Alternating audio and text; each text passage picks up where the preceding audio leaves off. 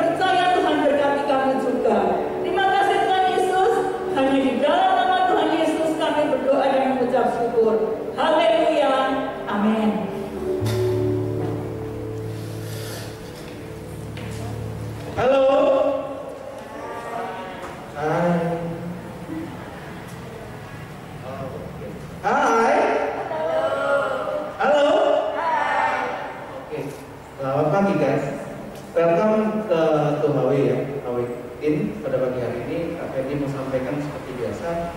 Kita masih ada satu minggu depan untuk kita bisa ibadah dengan tema yang sama, yaitu pahlawan yang berharap kepada Tuhan. Kak Fendi sangat bersyukur kalau pada pagi hari ini jumlahnya kelihatan lebih banyak daripada kemarin. Saya bersyukur teman-teman ajak lagi teman-teman kalian bisa beribadah bersama-sama. Ayo kita sama-sama ibadah, kita sama-sama merenungkan firman Tuhan, sama-sama bersuka cita bersama dengan Tuhan, supaya kita semua mendapatkan yang terbaik daripada Tuhan dan kita juga merasakan Tuhan tinggal dalam kita. Mau kan? Oke, pengumuman pertama dari Kak Fendi itu. Yang kedua, Kak Fendi juga sangat-sangat berharap kalian juga ikut bisa melayani, baik itu di bidang multimedia, di musik, tamborin hari ini izin, jadi tamborin tidak bisa, terus sound system yang kalian dengar musik ini dari sound itu yang ngatur tuh nggak kelihatan. Kalau misalkan kalian takut, misalkan nggak biasa Kak ketemu dengan orang, kelihatan dengan orang, bisa di bagian belakang. Gitu. Buat yang mau ya bisa kontak Kak Fendi atau Tante Lucy di sini.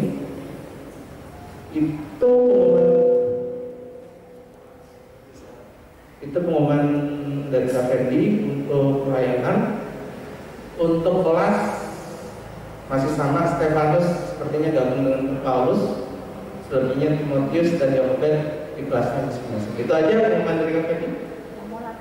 Nah, yang mau latihan itu musiknya bisa loh. Ini bisa kontak Tante Lucy di sini, sudah ada pengajarnya malah. Tapi untuk penjelasan itu permintaannya harus ada dasarnya. Oke, itu aja pengumuman dari Kak Fendi. Silakan kita bergabung di kelas masing-masing. Oke, bless you. Shalom. Selamat pagi semuanya. Puji nama Tuhan. Kita dalam keadaan sehat pagi hari ini dan kita boleh bersama-sama beribadah kepada Tuhan. Nah, kita sudah memuji membesarkan nama Tuhan dan saatnya kita akan sama-sama mendengarkan firman Tuhan.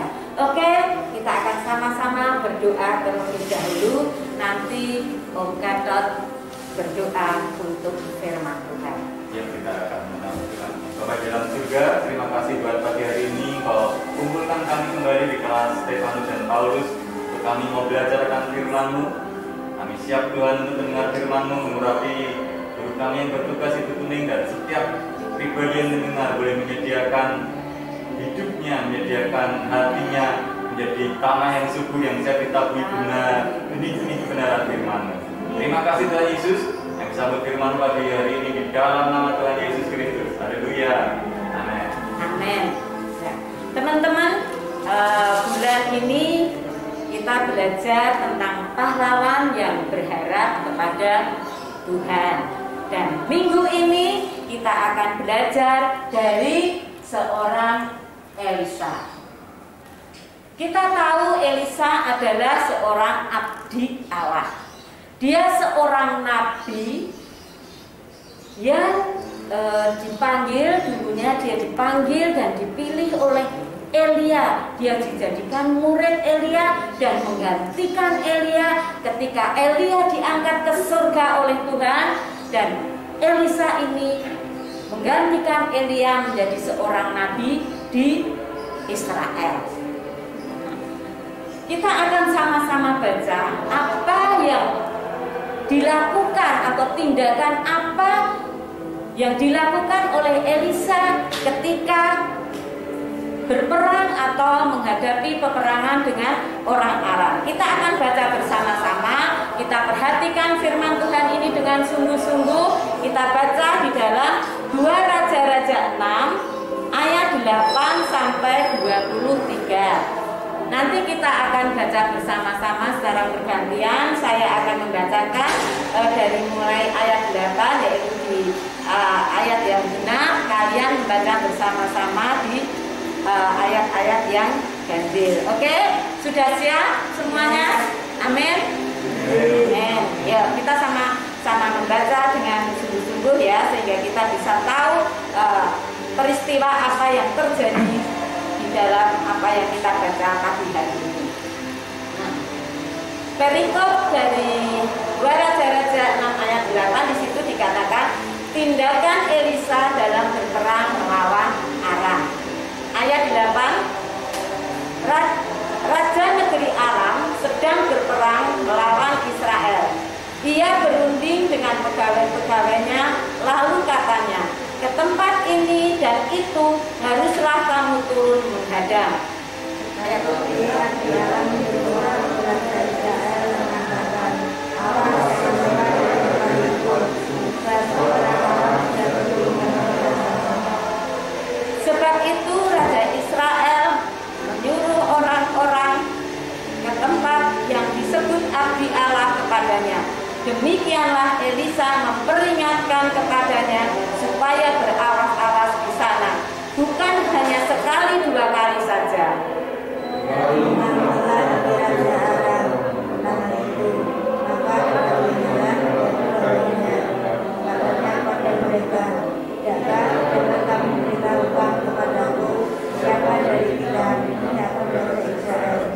Tetapi berkatalah salah seorang pegawainya, tidak tuanku raja, melainkan Elisa nabi yang di Israel, dialah yang memberitahukan kepada Raja Israel tentang perkataan yang diucapkan oleh tuanku di kamar tidurmu. Berkatalah raja, bila melihat di mana dia, supaya aku menyuruh orang menangkap dia. Lalu diberitahukanlah kepadanya dia adalah dari. Maka dikirimkannyalah ke sana kuda serta kereta dan tentara yang besar. Sampailah mereka pada suatu malam, lalu mengepung kota itu.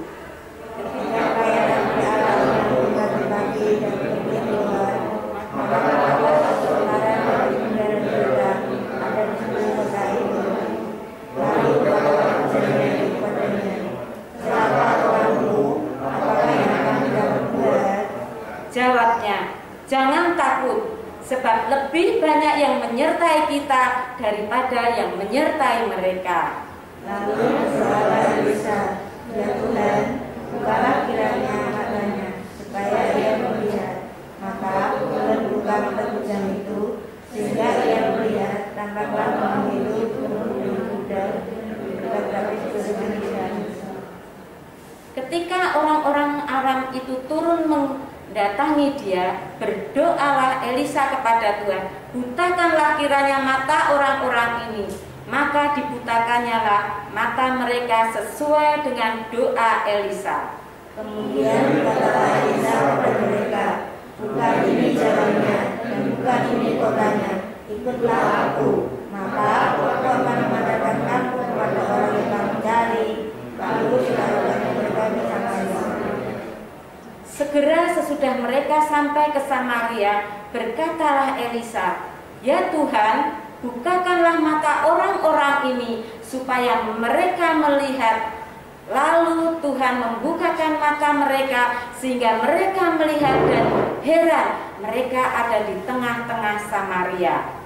Lalu bertanyalah Israel kepada Elisa, apakah melihat mereka, bunuhkah mereka? Tetapi jawabnya, jangan. Biasakah kau bunuh yang kau tawan dengan pedangmu dan dengan panahmu?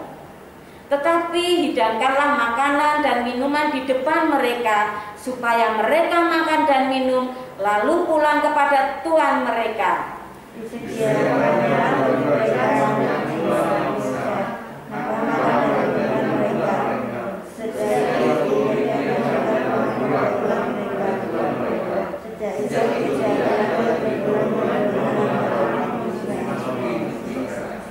Amin. Nah, teman-teman, dari apa yang kita baca, dari peristiwa yang kita baca ini, kita dapat mengambil beberapa pelajaran. Dikatakan di situ, pada waktu itu Raja Aram berperang melawan Raja Israel, dan dia merencanakan sesuatu kepada pegawai-pegawainya. Dia bermusyawarah merencanakan segala sesuatu, bahkan dia akan menghadang orang Israel di suatu tempat. Dikatakan di situ seperti itu. Raja Aram berencana untuk menghadang bangsa Israel di suatu tempat. Nah, tetapi Elisa, abdi Allah atau nabi daripada bangsa Israel itu berkata kepada Raja Israel, awas, jangan lewat di situ. Karena apa? Karena Raja Aram dan tentaranya sudah menunggu di situ. Dia akan Dia akan menghadang Raja Israel beserta dengan orang-orang Israel. Maka Raja Israel ini nurut. Dia dengar kata Elisa dan dia tidak melewati di situ. Sehingga Sehingga tidak terjadi apa-apa atas bangsa Israel. Dan hal itu terjadi tidak hanya sekali, 2 kali dikatakan di dalam firman Tuhan ini. Sehingga Sehingga setiap rencana-rencana Raja Aram itu gagal. Karena Karena Elisa memberitahu Raja Israel. Elisa tahu apa yang direncanakan oleh Raja Aram. Karena Karena Elisa itu dekat dengan Tuhan. Elisa itu menjalin hubungan yang akrab, yang karib dengan Tuhan. Sehingga Sehingga Tuhan yang Maha Tahu itu dia memberitahukan kepada Elisa. Kita bisa membaca, kita lihat ayat-ayat pendukung nanti bisa dibaca di rumah ya. Di Mazmur 25 ayat 14 dikatakan, yang berkaul karib dengan Tuhan, perjanjiannya diberitahukan dan jalan-jalannya diberitahukan. Kalau kita selalu berdekat dengan Tuhan dan berhubungan karib dengan Tuhan, maka Tuhan yang Maha Tahu itu akan selalu memberitahu kita. Ketika kita terjadi dalam mengalami suatu masalah, peperangan, kalau saat ini kita peperangan tidak peperangan secara fisik, tetapi peperangan melawan segala permasalahan yang ada di dalam kehidupan kita. Ketika kita bergaul karib dengan Tuhan, dekat dengan Tuhan, maka Tuhan yang Maha Tahu itu akan memberitahukan kepada kita jalan keluar apa yang harus kita lakukan. Bahkan tadi dikatakan, karena Raja Aram ini selalu gagal, dia marah. Bahkan dia mengira ada di antara mereka yang memfitnah, menjadi mata-mata. Tetapi ada satu pegawainya yang tahu, tidak, Tuanku Raja, yang memberitahu bangsa Israel itu adalah nabi Allah yang ada di bangsa Israel itu. Dia adalah Elisa. Maka marahlah Raja Aram itu. Lalu dia menyuruh orang-orangnya untuk menangkap Elisa. Maka dikirimkannya tentaranya yang banyak sekali. Ada yang berkuda, pakai kereta, yang berjalan. Dia mengepung Elisa. Dia mengepung Elisa. Dan apa yang terjadi? Ketika pagi-pagi, bujangnya Elisa, tahu bujangnya Elisa siapa namanya? Ada yang ingat? Siapa? Ayo, bujangnya Elisa siapa? Yang ingat? Ayo. Gehazi. Nah, ketika Gehazi, bujangnya Elisa itu bangun pagi-pagi dan mereka lihat, aduh, kok ada tentara yang banyak banget ya? Wah, lihat nih. Dia bilang kepada Elisa, aduh, gimana ini celaka kita? Apa yang harus kita perbuat? Kita sudah dikepung oleh Raja Aram dan tentara-tentaranya yang banyak sekali. Tetapi apa yang dilakukan Elisa? Elisa ini adalah seorang nabi yang dekat dengan Tuhan. Dia selalu berharap, dia selalu percaya kepada Tuhan. Maka ketika dia menghadapi tentara-tentara dari Aram itu, dia tidak takut, dia tenang saja. Bahkan dia bilang, jangan takut, sebab lebih banyak yang menyertai kita daripada yang menyertai mereka. Elisa ini tahu, Elisa ini percaya, sehingga dia tahu, dia melihat dengan mata hatinya, dengan mata rohaninya, bahwa Tuhan yang Maha Tahu, Tuhan itu akan menolongnya. Dan benar, di sana terlihat tentara-tentara Tuhan di pegunungan itu. Tentara-tentara Tuhan yang berapi ada di pegunungan itu. Nah, ketika itu dia berdoa kepada Tuhan. Tuhan, bukakanlah mata Gehazi, mata bujangku. Dan ketika itu Tuhan membukakan matanya Gehazi. Dan apa yang Gehazi lihat? Wow, sesuatu yang luar biasa terjadi. Apa? Tentara Tuhan, tentara yang berapi banyak sekali mengelilingi di situ.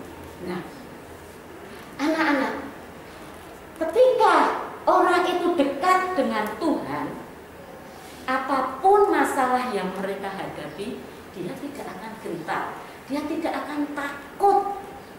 Karena apa? Karena orang yang dekat dengan Tuhan itu selalu percaya, melihat bukan masalah-masalahnya yang ada, tetapi dia melihat kepada Tuhan yang mereka miliki, Tuhan yang selalu menolong mereka. Dia percaya bahwa Tuhan tidak pernah meninggalkan mereka yang selalu berharap pada Tuhan. Maka apa yang terjadi ketika Gehazi melihat itu? Wow, banyak sekali. Gehazi tidak tahu karena apa? Karena dia tidak melihat dengan mata rohani. Dia kurang percaya kepada Tuhan. Walaupun dia mengikuti Elisa menjadi bujangnya, tetapi imannya tidak tumbuh. Hingga apa? Dia hanya melihat masalah itu dari mata jasmaninya. Dia takut, dia ketakutan. Nah, tetapi Elisa yang hidupnya dekat dengan Tuhan, yang selalu berharap dan percaya kepada Tuhan, dia tahu, dia tenang, dia tidak menghadapi segala masalah itu dengan mata jasmaninya, tetapi dia percaya bahwa Tuhan pasti akan menolongnya. Anak-anak, kita tahu, ketika kita menghadapi sesuatu, orang-orang yang dekat dengan Tuhan, dia akan memperkatakan firman Tuhan. Dia akan memperkatakan firman Tuhan, dan firman Tuhan itu akan menjadi rema di dalam kehidupannya. Demikian juga dengan kita. Ketika kita itu dekat dengan Tuhan, maka kita tidak takut. Ketika kita sakit, kita percaya, kita katakan firman Tuhan, saya percaya darah Yesus menyembuhkan saya. Maka yang terjadi apa? Kita akan sembuh. Demikian juga tadi ada contoh dari Elisa. Dia berkata, Tuhan, bukakan matanya Elisa, bukakan matanya Gehazi, maksudnya itu bujangku. Tuhan membukakan matanya. Dan ketika itu, apa yang terjadi juga ketika orang-orang dari Aram itu turun mendekati Elisa, dia juga berdoa kepada Tuhan. Jadi kalau anak-anak membaca, kalau teman-teman membaca dengan sungguh-sungguh pasti tahu di situ Elisa juga berdoa, Tuhan, butakanlah mata mereka. Dan apa yang terjadi? Mata tentara-tentara Raja Aram itu, walaupun dia melek, tetapi tidak tahu apa dia ada di mana. Terus dia sudah dekat Elisa, dia tidak tahu, dia dibutakan matanya oleh Tuhan. Sehingga Elisa bilang, tidak di sini tempatnya, ayo aku antar. Apa yang kamu cari, siapa yang kamu cari, ayo aku antar. Dan dia nurut saja, nurut dibawa oleh Elisa. Dan ternyata dia dibawa kemana? Dia dibawa ke Samaria, di tempatnya Raja Israel dan orang-orang Israel di situ. Nah, ketika kita itu memperkatakan firman, maka dan firman itu menjadi rema, kita selalu yakin dan percaya apa yang kita minta, apa yang kita doakan, apa yang kita katakan itu pasti akan terjadi. Karena apa? Karena kita yakin, kita percaya, kita punya Tuhan yang hebat, kita punya Tuhan yang berkuasa atas hidup kita. Jadi apapun permasalahan kita, apapun yang kita hadapi, perkatakanlah firman. Ketika kita menghadapi suatu masalah, tidak bisa bayar uang kuliah nih orang tuaku. Wah, itu pengalaman apa ya?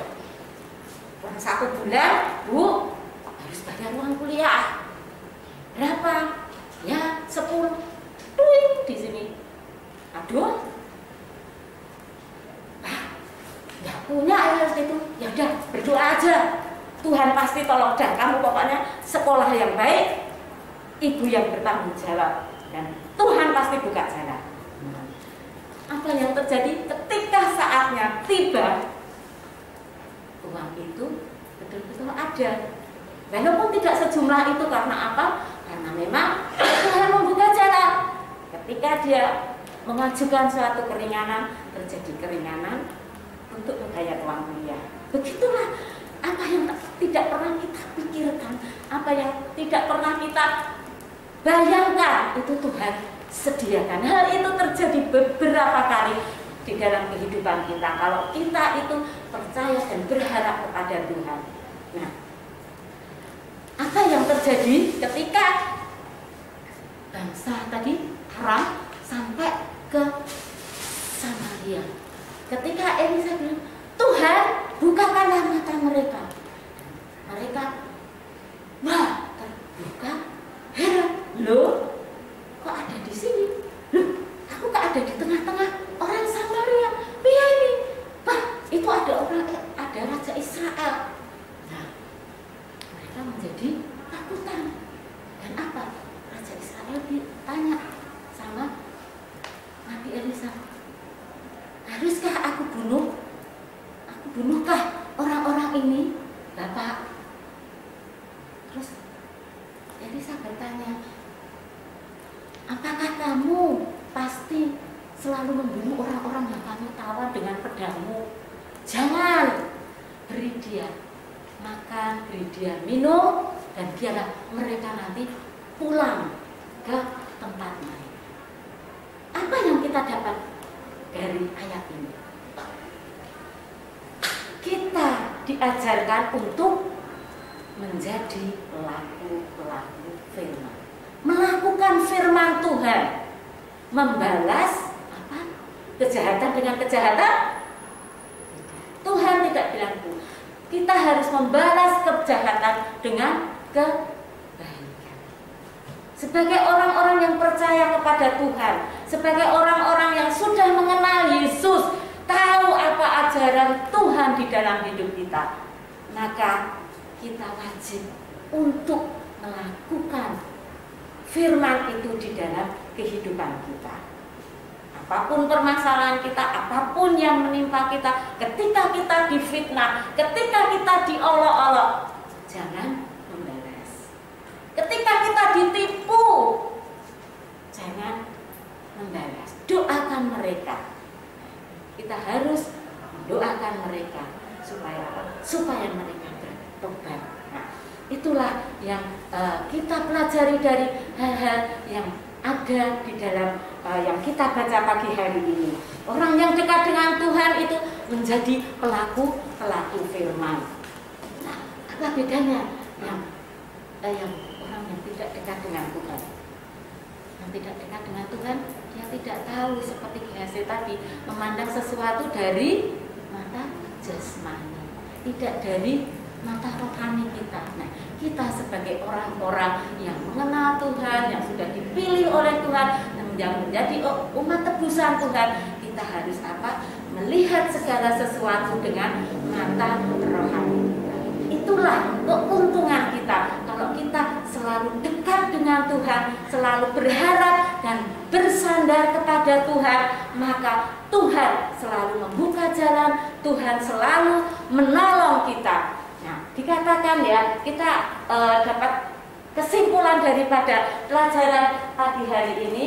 Yang pertama, kita mengetahui, jadi kesimpulannya adalah kita mengetahui bahwa Allah kita adalah Allah yang maha tahu, Allah yang maha tahu ya.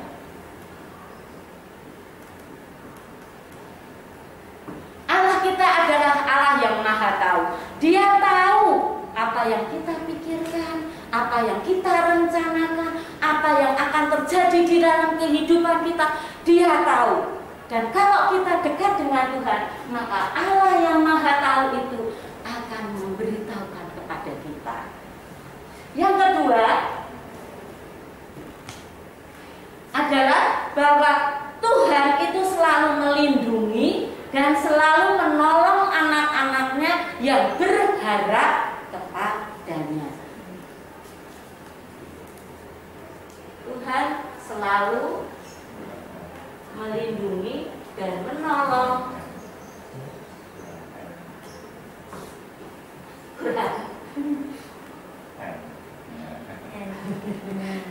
menolong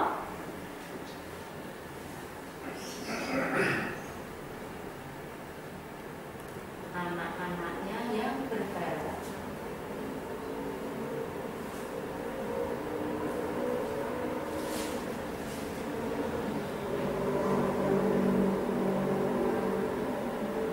Yang kedua yang kita tahu bahwa Tuhan itu selalu melindungi kita, menolong kita. Kalau apa? Kalau kita selalu berharap kepada Tuhan. Seperti di Elisa, dia selalu hidup dekat dengan Tuhan sehingga dia diberitahu, dia diberi hikmat kepada Tuhan dari Tuhan, dan dia dilindungi oleh Tuhan dan ditolong oleh Tuhan. Dan yang ketiga, kita akan baca di sini ya, bagaimana kita bisa yakin bahwa Tuhan selalu melindungi dan menolong anak-anaknya yang berharap kepadanya.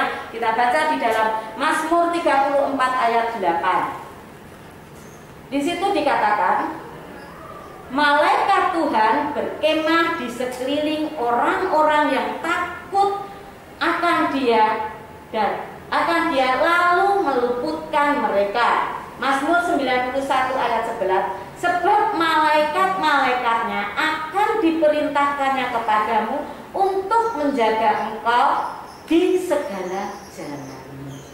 Amin. Nah, Tuhan selalu melindungi. Bahkan Dia mengirimkan malaikat-malaikatnya untuk apa? Untuk menjaga kita, melindungi kita. Di pagi firman Tuhan juga dikatakan bahwa malaikat-malaikatnya itu akan melindungi kita, menjagai kita. Kalau kita Kalau kita dekat dengan Tuhan, kita berharap pada Tuhan, maka Tuhan itu akan mengutus malaikat-malaikatnya. Jadi kita tidak perlu takut. Karena apa? Karena ada malaikat-malaikat Tuhan yang selalu menjaga dan melindungi kita. Yang ketiga, Tuhan menjawab doa orang yang berharap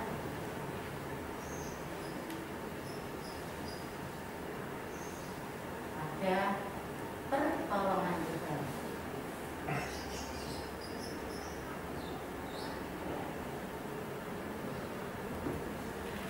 Kalau kita itu yakin dan percaya, maka Tuhan itu menjawab doa orang-orang yang berharap pada pertolongan Tuhan. Ketika kita menghadapi satu masalah, ketika kita menghadapi suatu peperangan di dalam hidup kita, ketika kita berdoa, maka Tuhan akan menjawab doa-doa kita. Kalau apa?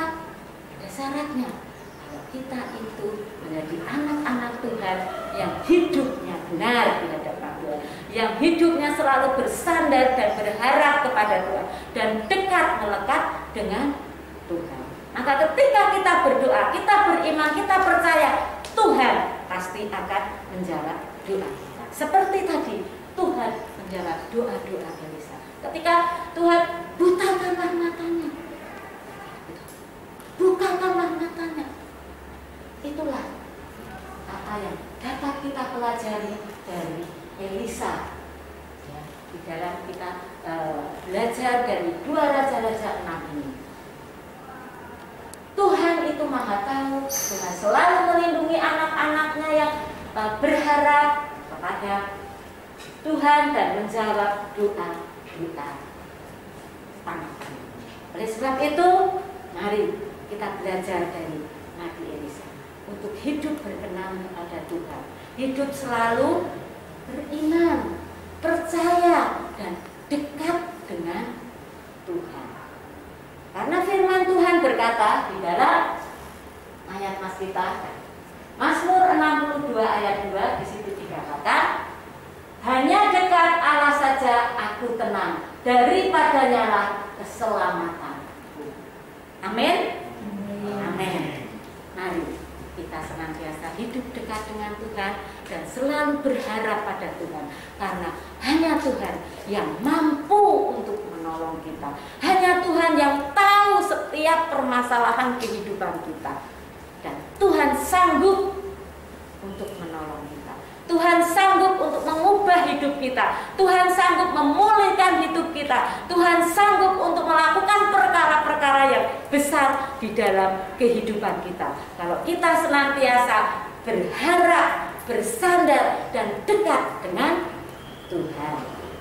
Amin. Firman Tuhan cukup sekian. Saya kembalikan kepada Om Anton. Mungkin akan menambah dan menutup sekalian pertemuan atau ibadah kita.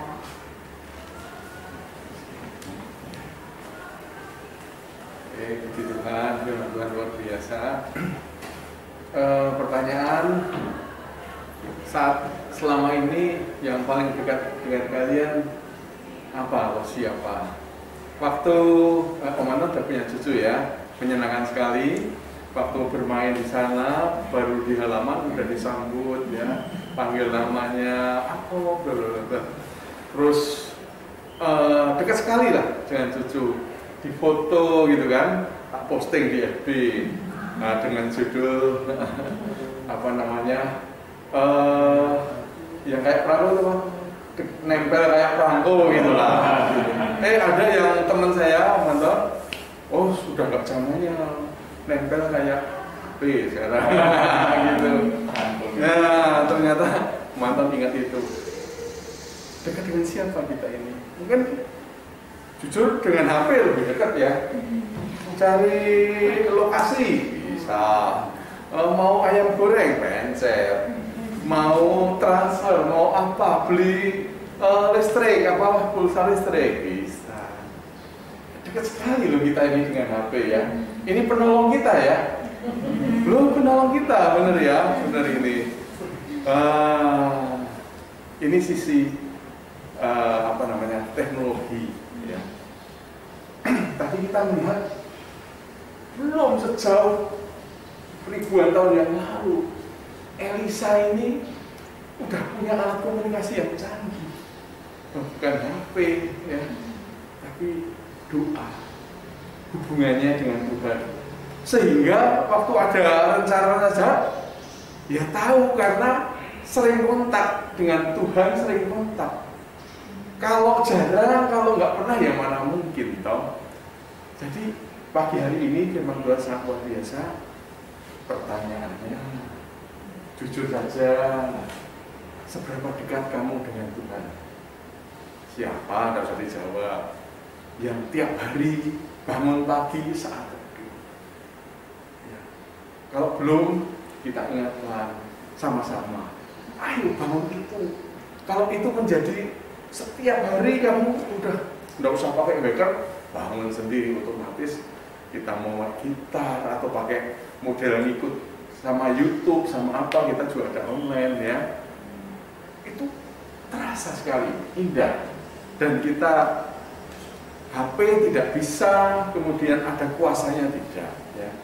HP ditanya, oh Tuhan, apa ya besok itu cita-cita saya, masa depan saya seperti apa? HP atau teknologi informasi dia hanya ramalan, prediksi berdasarkan data-data saja. Tapi kalau Tuhan lain, dia bisa menentukannya beda. Ini hanya perbandingan aja karena kita terlalu sudah kayak apa ya, punya dekat sekali dengan hal ini ya. Tetapi yang Om Anton maksudkan adalah ada satu kuasa yang supranatural yang luar biasa saat kita dekat dengan Dia. Belajar ya, dekat ya. Kalau Elisa nabi, seorang nabi yang dipakai Tuhan, ini ngecek saja. Sebelum Elisa siapa ya nabi yang dipakai Tuhan sebelum Elisa? Siapa ya? Tahu? Sebelumnya? Nah? Aku tanya kamu aja. Nggak tahu ya. Dilangi. Iya, siapa mengharap esnya dilangi. Panas ya. Eli ya. Nggak, maaf, ini cuma cek and cek tes ombak kata Susi ya. Waktu Om Anton pernah dikasih kesempatan ke Israel, itu tuh waktu masuk jalan lingkungan di mana tembok ratapan itu, ketemu orang jalan bawa Alkitab gitu, baca, ketemu lagi, nggak tahu ya pokoknya entah itu apa, tapi pokoknya dia baca. Lalu juga waktu masuk ke Loten Yerusalem itu tempat hari Pentakosta itu, ada satu komplek di situ kayak gini, kelas-kelas itu banyak anak-anak, remaja, pemuda itu baca firman itu apa ya, banyak model apa ya, biar katan atau apa gitu, tapi firman Tuhan yang dibaca. Jadi maksudnya orang-orang itu sedemikian gitu loh, secara itu apa ya, itu actualnya itu gitu, ya kelihatan maksudnya ya, kelihatan seperti itu ya. Ada memang upaya untuk dekat dengan Tuhan. Nah, tapi pertanyaannya, seberapa kalau kita dekat dengan Tuhan? Kalau kita nggak tahu firman Tuhan, kalau kita cara berdoa, ya, bagaimana kita bisa mengalami ya apa rencana Tuhan? Karena kita nggak tahu rencana Tuhan, ya. Nah, melalui Elisa ini, contoh yang bagus sekali ini, ya, sangat luar biasa. Karena Elisa berhubungan berdoa dengan Allah yang Maha Dahsyat, ya. Ya, belajar ya, belajar kita mau sungguh-sungguh, tidak hanya pura-pura jadi orang Kristen, tapi menikmati betul jadi orang Kristen. Dan itu nyata Tuhan, pertolongan Tuhan itu. Ya, mungkin jangan terlalu panjang ya, betulnya ya. Besok lain lagi. Ya, itu aja ya, sama-sama belajar ya. Kita juga guru-guru sama-sama belajar. Yuk, kita akan tutup di dalam doa. Haleluya, haleluya, haleluya, haleluya. Terpujilah Engkau Tuhan Allah kami. Engkau Allah yang telah memilih kami Tuhan. Engkau yang menempatkan kami sebagai anak-anak-Mu Tuhan. Mari Tuhan, bentuklah kami Tuhan menjadi serupa dengan Engkau Tuhan, menjadi kami anak-anak yang setia, taat Tuhan, dan mengasihi Engkau Tuhan, di mana kami juga boleh mencintai Engkau. Kami rindu untuk selalu bertemu dengan Engkau Tuhan, dan disitulah terjadi Tuhan sesuatu yang indah, di mana kasih-Mu, rencana-Mu itu ada di dalam hidup kami Tuhan, sehingga kami memiliki hidup Tuhan yang berkemenangan Tuhan, masa depan yang cerah gemilang bersama dengan Engkau Tuhan. Bukan rencana kecelakaan, tapi masa depan yang penuh harapan atas kami Tuhan. Engkaulah kekuatan kami Tuhan, saat kami mengandalkan firman-Mu Tuhan. Karena kami membaca setiap hari Tuhan, walaupun hanya beberapa ayat mungkin, tetapi itu yang kami imani, menguatkan Tuhan untuk kami boleh renungkan tiap hari. Ajari kami Tuhan, untuk kami juga mau Tuhan secara nyata Tuhan, untuk kami berdoa, untuk kami membaca firman-Mu di rumah Tuhan. Terima kasih Tuhan, terima kasih. Memberkati seluruh guru-guru sekolah minggu, memberkati seluruh anak-anak-Mu yang hadir pada saat ini Tuhan. Berkati Tuhan. Persiapkan kami menjadi anak-anak-Mu yang kuat, yang menjadi Tuhan berkat buat orang banyak Tuhan. Terima kasih. Di dalam nama Tuhan Yesus Kristus kami berdoa. Haleluya. Amin.